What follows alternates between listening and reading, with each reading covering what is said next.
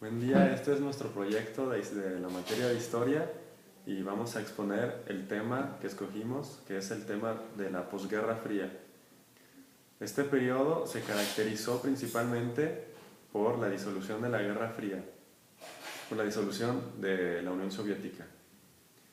La Unión Soviética, en la década de los 80, sufrió un colapso económico muy importante. Posterior entró al poder Mikhail Gorbachev. Mikhail Gorbachev creó, debido al colapso económico, quiso renovar el sistema económico de la URSS. A eso se le llama la perestroika. La perestroika consistía en una gran variedad de reformas económicas que más tarde dio apertura a lo que ya sabemos que fue la transición del régimen socialista al capitalista democrático.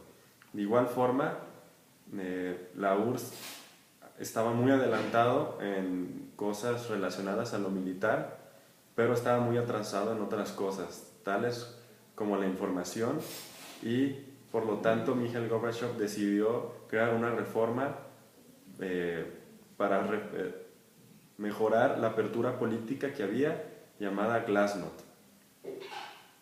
También hay que tener en cuenta que muchos expertos del tema dicen que el declive de la URSS comenzó con la explosión en Chernobyl.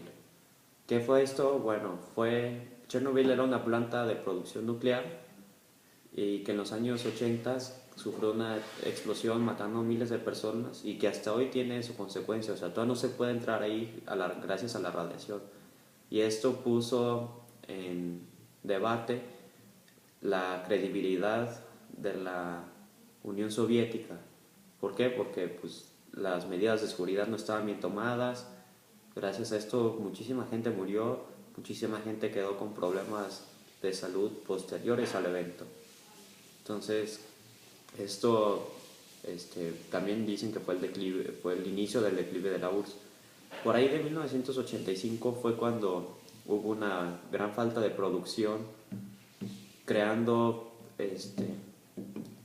inconformidad en la gente, y esta salió a las calles a protestar. En ese mismo año entró Gorbachev. Gorbachev, para mí, como opinión personal, ha sido una de las personas más inteligentes de la historia, porque sus reformas de verdad ayudaron mucho al mundo. Supo reaccionar entre los problemas que había, cosa que muchos presidentes o líderes no han sabido hacer. Entonces, Gorbachev de verdad era una persona ejemplar.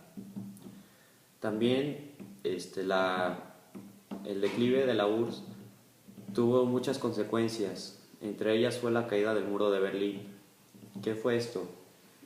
Es muy interesante hablar de la caída del muro de Berlín, puesto que la gente únicamente piensa en que se tiró el muro y la gente que vivía dividida en Alemania pudo nuevamente vivir como una sola comunidad.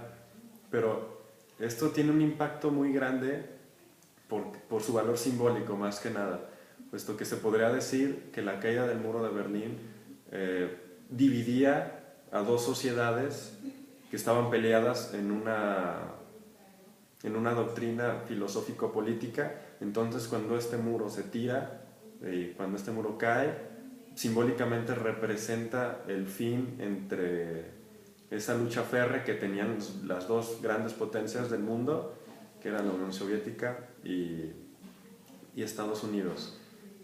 Otro hecho remarcable es que el mismo Vladimir Putin hoy en día dice que la disolución de la Unión Soviética ha sido la mayor catástrofe geográfica que ha habido, porque en cuestiones de semanas un país perdió casi más de un tercio de su territorio.